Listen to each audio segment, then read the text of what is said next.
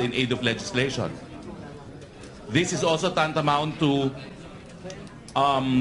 well, aside from being contumacious, the good lady, the lady senator has also accused this committee of everything from being a witch hunt to being a kangaroo court, only to find out today that she herself caused this witness not to appear and heed our earlier invitations and summons. I appeal to our colleagues in the Senate that although we have the power to cite her in contempt, we probably will not because of inter-parliamentary courtesy. But despite this courtesy, I hope our colleagues in the Senate will realize the seriousness of what we have today documented. A lady senator, a sitting senator, preventing the appearance of a key witness in a legislative investigation as part really of concealing the truth. You know, in civilized societies, I remember an instance where no less than a sitting president had to resign, not because of an illegal act per se, but because of the cover-up of an illegal act out of decency. So if this lady senator, Laila de Lima, will not voluntarily resign from her post after this revelation, I hope our colleagues in the Senate will protect the integrity of Congress of the Philippines, consisting of two houses, and in fact, remove her from her current position. That is if they want to maintain the integrity of the Congress of the Republic of the Philippines. Mr. Dayan, can I proceed with my questions now? Mr. Chair, can I proceed now? Parang ngumunguya pa eh. Pwede na ba, Mr. Dayan? Sige po. Go ahead, Your Honor. Now, Mr. Dayan, unang-una, sa iyong testimonya, nagkaroon na kayo ng relasyon ni Senadora Laila de Lima 2 buwan pa lamang matapos ka ma-empleyo sa kanyang law office. Tama ba ito? Tama po, sir. Now, nung unang-unang inamin ni Senadora de Lima ang inyong relasyon sa isang interview kay Maring Winnie ng Channel 7, ang sabi niya, kaya kayo nagkaroon ng relasyon, kayo daw ay naging saksakan ng malapit. Very close ang ginamit niyang salita. So sa 2 buwan na hindi kanya nakilala from ADAM, yung 2 buwan na yun, totoo ba na naging very close kayo doon sa period ng 2 buwan? Opo, Your Honor.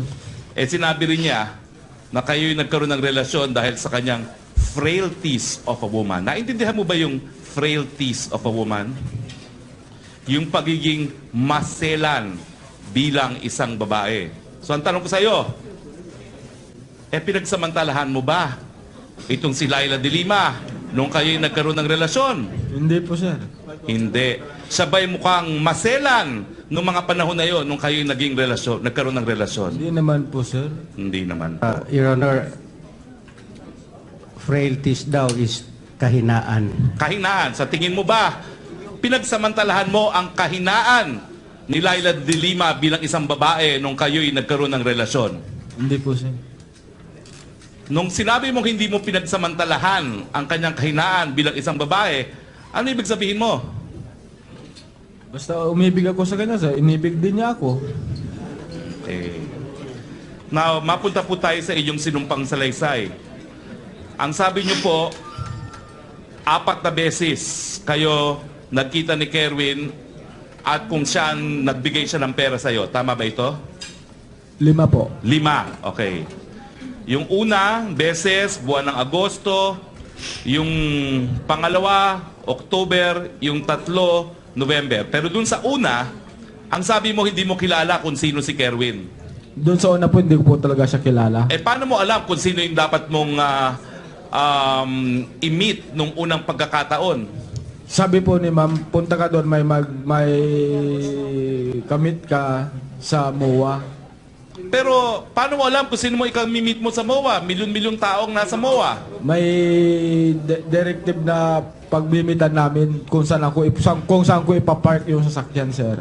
At saan mo ipapark yung sasakyan ng unang pagkakataon na yon? Opo, sir. Saan nga? Saan mo Doon ipapark? sa 5th floor. Fifth floor. O, pagkatapos ka nagpark sa fifth floor, ano nangyari? May dumating na sasakyan na kulay puti na van. Ano? Paano mo alam na si Kerwin yung laman ng puting van na yon? Nag-ano siya, sir, nag-identify niya kami. Paano kayo nag-identify nung dumating yung puting van na yon? Yan po yung identification ko sa kanya, yung puting van na yon. So bago ka pumunta doon, ang sabi, makipag-meet ka sa fifth floor at may darating na puting van. Opo, sir. Okay. So, bakit mo na naman alam na yun yung puting van na imi-meet mo sa dami ng puting van? Kasi yun lang po lumapit sa akin, sir, eh. Pagkatapos, may inabot ngang bag. Opo, nagbukas siya ng yung sliding door niya sa gilid. Tapos, ito na yung para kay ma'am. Okay. Kaya naintindihan ko na siya na po yung ano, na may imimit kong tao. Yung inabot sa'yo, makikita mo ba kung anong laman ng bag na yon? Hindi ko na po sinilip, sir, pero sinalat ko lang. Okay. Napakahilig mo naman magsalat. Oo, pero teka muna. Hindi mo nakita kung anong laman nun. Hindi po, kasi naka-stapler yun, nakatupi siyang ganon, tapos naka-stapler, sir. Pero may duda ka ba kung anong laman nun? Opo, sir. Ano yung duda mo? Duda ko pera po. Ay, paano mo naman pinagdudahan na pera yon? Sinalat ko nga po. Ang pera, sir, pag ano, maano mo naman kung pera yun o pabango or something na ano eh. So, nung duda mo pera, inisip mo ba na, wow, tumatanggap ng pera si ma'am? Hindi naman po, baka isip ko sa kanya, may mga tumutulong na sa kanya. Pero alam mo na, nung unang pagkakataon na yon, na may mga nagbibigay siguro ng pera kay ma'am at tinatanggap niya itong mga perang ito. Malamang ganun po. No, yung pagkalawang pagkakataon mo lang nakilala si Kerwin. Yung second time na lang po kami nagkakilala na nung second time na magbigay siya, talagang nagkatanungan na kami ng pangalan. Okay. Bakit ba nung unang beses hindi mo tinanong ang pangalan niya? Nakalimutan ko na po, sir, kasi talagang pagbigay niya, umalis na rin siya agad. Umalis na rin po agad. Bakit naman itong pangalawang beses nagtanong ka ng pangalan niya? Naghihinala na po siya sa akin. Kung ako daw yung talagang driver security ni Senador de Lima. So, sinong unang nagtanong sa inyo? Siya po. Siya unang nagtanong? Opo. At anong tinanong niya sa'yo? Anong pangalan mo, sir? Sabi niya. Ako pala si Ronnie Palisok Dayan. Okay. Tapos sabi ko, ikaw, sir, anong pangalan mo? Kirwin. Ganun lang ang sagot niya. Okay. So, yung panahon na yon, kilala mo ba kung sino si Kerwin? Hindi po, sir. Hindi ko po siya kilala na yung drug lords pala yung Kirwin na yon. Kailan ka nagkaroon ng ideya na yung Kerwin ay drug lord? Nung itong pagkapatay lang ng tatay niya, sir. Pagpatay lang ng tatay niya? Opo. Okay. Sinabi mo rin na yung pang-apat na beses ay may isang pagkakataon na nagkita kayo sa Baguio. Ito yung panghuli sa Baguio, no? Bakit kayo nagkita sa Baguio? Nung nagpunta kami noon sa Baguio, yun yung ang gusto niya dito lang sa parting Maynila. Sabi ko, mainit tayo sa Manila, baka maraming mata, kaya doon tayo sa Baguio. Isi-sit up ko yun kay ma'am, sasabihin ko kung gustuhin niya. So, ibig sabihin, yung pagkikita niyo sa Baguio, talagang intention mo na makita siya ni Kerwin? Opo, sir. Ay, bakit ka nagkaroon ng intensyon na makita ni Kerwin Si si Laila de Kerwin Lima? po kasi ang may gusto na makilala si ma'am. Paano niya sinabi sa iyo na gusto niyang makilala si ma'am? Pwede ko bang makita si ma'am ng personal? Paano niya sinabi to? Sinabi niya sa akin nung nagbigay ng pangatlong bigay kami. Okay. So, nung sinabi niya gusto niya makita si ma'am na personal, sinabi mo ba ito kay ma'am mo, kay Secretary Laila de Lima? Opo. Paano mo sinabi? Ma'am, gustong makamit ka ni yung nagbibigay ng pinagpakuha mo sa akin. Hindi ba nagtaka si Ma'am Laila mo kung bakit gusto siya makita nitong si Kerwin? Hindi naman po, basta walang problema, sabi niya. O tapos, ano pang sinabi niya? Saan nga dapat kayong magkita? Sabi ko, ang suggestion ko, ma'am, Baguio tayo para medyo may kalayuan. Mas maganda ron. Makapamasyal din na rin tayo, sabi ganun. So, may naisip ka pang dahilan kung bakit gusto ni Kerwin makita si ma'am? Wala rin po sir na maisip na dahilan. Basta ang alam ko, yung ang nababasa kong dahilan, para ma-meet niya siguro si ma'am kung sino yung Laila de Lima na pinagbibigyan niya ng pera. Now, ano naman ang garantiya na dito sa 5 pagkakataon na ito na ikaw'y binigyan ng pera ni Kerwin para kay Laila de Lima, hindi mo binawasan itong mga perang ito? Hindi po sir. Ano nga? Bakit namin ikaw paniniwalaan na hindi mo binawasan ito? Kasi po hindi ko tinitignan na hindi ko alam kung pera alaman nun. Ang pagkakalam ko lang yung pagsasalat ko sa kanyang na pera. Okay, paano mo naman kami mapapaniwala na alam ni Laila de Lima na galing talaga kay Kerwin itong mga salaping ito? Kasi siya pa nag-uutos sa akin eh. Siya mismo ang nag-uutos sa iyo? Yes sir. Okay. Now, nung una, ang sinabi mo, ang utos pumunta ng SM sa 5th floor, white van. MOA, no? Yung mga susunod na pagkakataon, paano ka inutusan ni Secretary de Lima na kunin itong mga salaping to? Yung pangalawa po sir, punta ka ulit doon, magkikita kayo ulit.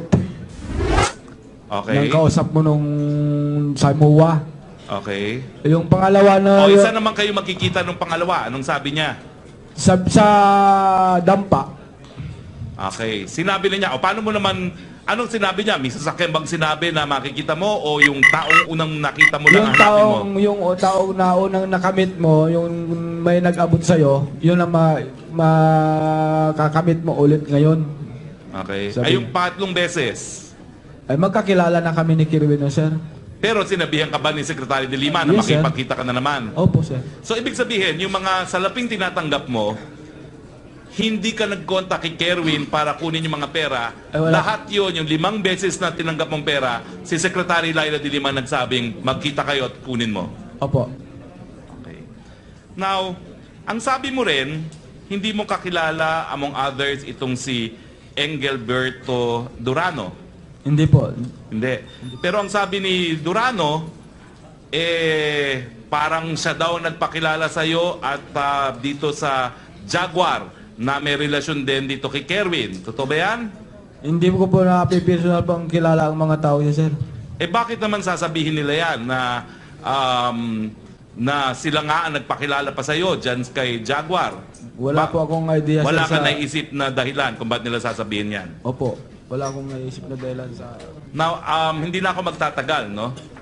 Pero alam mo kasi, Kerwin, hanggang ngayon, dami pa rin naniniwala kay Laila de Lima na siya'y inaapi lang ng Kamara at ni Presidente Digong.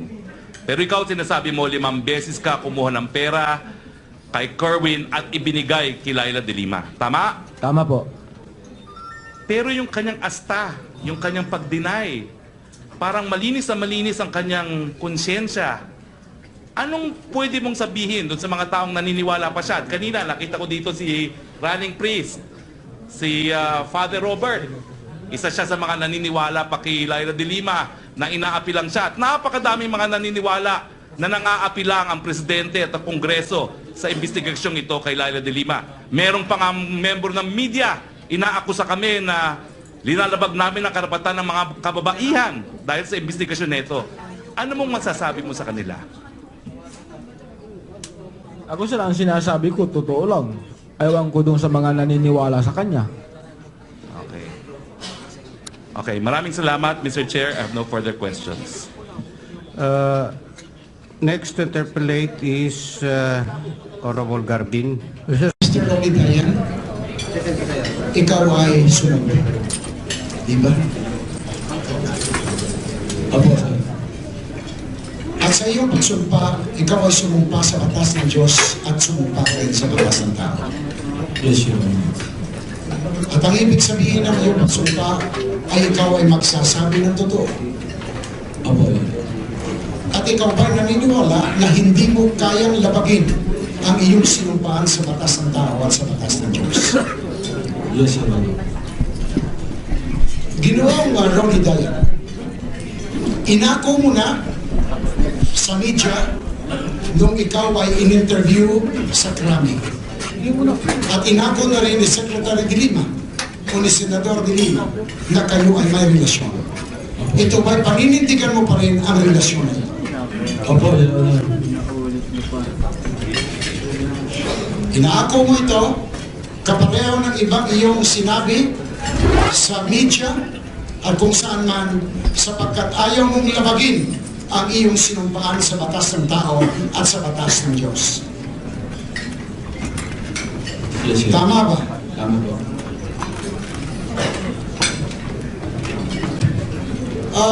Ginoong Dayan, sinabi mo na may relasyon kayo ni Senador de Lima. Kailan ba nagsimula ang relasyon na ito? 2007 po, Your Honor. 2007, saan nanunungkulan si Senador de Lima? Sa local po niya. Siya ay isang practitioner lamang bilang isang abogado. Opo, Your Honor. At ang relasyon na ito ay nagpatuloy mula sa kanyang pagiging law practitioner hanggang sa siya ay chairman ng Commission on Human Rights. Yes, Your Honor. At hanggang sa siya ay naging kalihim ng Departamento ng Katarungan. Opo, Your Honor. Sa panahong ito, dahil kayo ay narelasyon na, ako ba'y tama na sabihin na nakuha mo ang pagtitiwala ni kalihim de Lima? At nakuha niya rin ang iyong pagtitiwala. Sa katotohanan niyan, ikaw ay matiwala sa kanya at hindi lamang tiwala, kundi utang na loob. Opo, Your Honor. Sapagkat ikaw ay tinutulungan niya sa iyong mga problema na pananalapi at ikaw ay kanyang tinutulungan sa iyong pamumuhay. Opo, Your Honor. Ginoong Dayan, sa inyong relasyon ni Secretary or Senadora de Lima, ito bang relasyon ninyo ay nababase sa tinatawag nating pagmamahal? Opo, Your Honor. Ang ibig mo bang sabihin na ang pagmamahal na ito ay maituturing na pag-ibig? Yes, Your Honor. At ang iyo bang pag-ibig kay Secretary de Lima ay wagas, dalisay at matatag?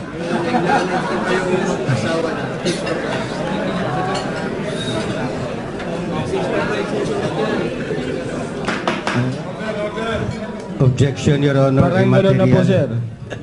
Joke only. Parang gano'n na po.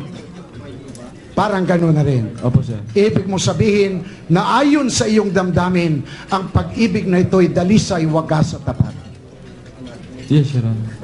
Kaya dahil sa pag-ibig na ito, na dalisay, tapat at wagas, ay walang dahilan na siya'y ipagkanulo mo o magsabi ka ng hindi katotohanan. Depende po sa sitwasyon dahil nga po, yung pag-ibig ko wagas ay hindi niya sinukla ng wagas din na pag-ibig.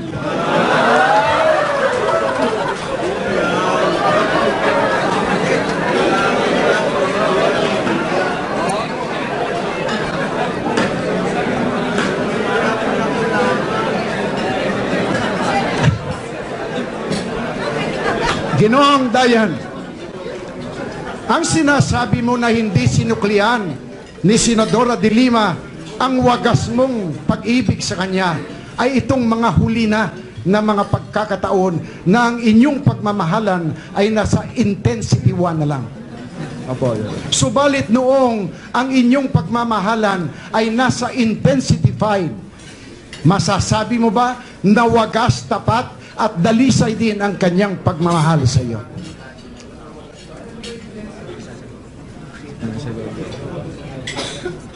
Wagas din po, sir. Nararamdaman ko rin po. At dahil sa damdamin na yan ni Secretary de Lima at iyong damdamin din, ay hindi mo maaring ipagkanulo si Secretary de Lima sa pagsasabi ng hindi katotohanan sa pagdinig na ito. Alang-alang po sa batas, sir. Pwede ko siyang ipagkanuno. Alang-alang po sa katotohanan. Kaya mo siyang ipagkanulo. Opo. Iyan ba ay dahil lamang sa hindi niya pagsagot sa sa text ng iyong anak? Hindi po. Iyan ba ay dahil lamang na hindi kanya binigyan ng financial assistance noong ikaw ay humihingi ng financial assistance sa kanya? Your Ay, Honor, hindi. you have 1 minute more. Mr. Chairman, there are a lot of congressmen who waive their time slot in my favor. And to name them, Go ahead, please. I am referring to Congressman Strike Revilla. 3 minutes. I am referring to Congressman Teves, 6. and as may be necessitated, the time allocation of Congressman Alvarado. So you have 10 minutes more. Thank you.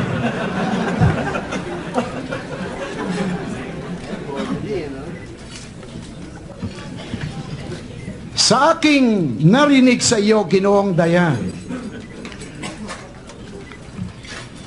na ikaw ay inuutusan lamang ni Senadora de Lima na makipagkita kay Kerwin Espinosa.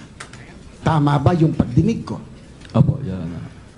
Ito ba ay ang iyong paglahad ay binibigyan mo kami ng isang paniniwala na sa primero ay hindi mo kilala si Kerwin Espinosa? Opo, Your Honor. At ibig mo bang maniwala kami na nagtatagpo lamang kayo ni Kerwin dahil sa utos ni Secretary de Lima at siya ang may koneksyon na kung bakit nalalaman niya na kailangang magtagpo kayo ni Kerwin Espinosa? Yes, Your Honor.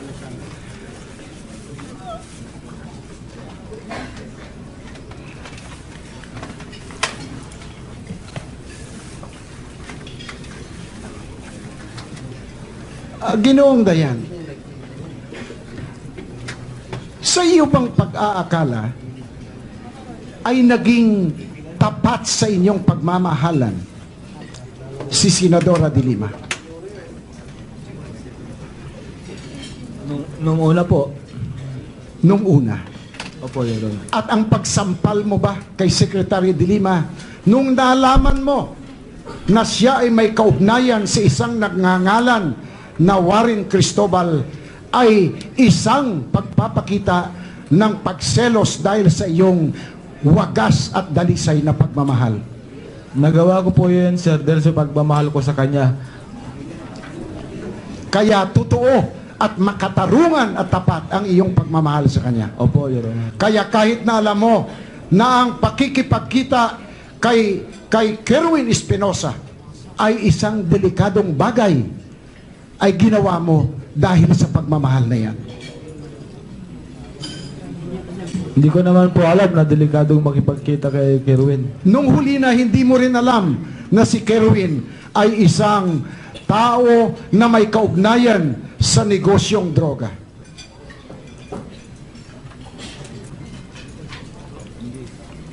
Hindi po, sir. Hindi mo man lang tinanong si Mamo Hindi na po, sir. kung ano ang pagkatao ni Kerwin? Hindi po. Hindi ka man lang nagkaroon ng idea na kung sino at ano si Kerwin?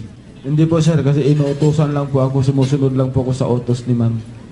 At dahil sa pag-ibig o pagmamahal na yan, at dahil sa tiwala mo kay Senadora de Lima, ay kahit anong iutos niya sa iyo, ay iyong gagawin.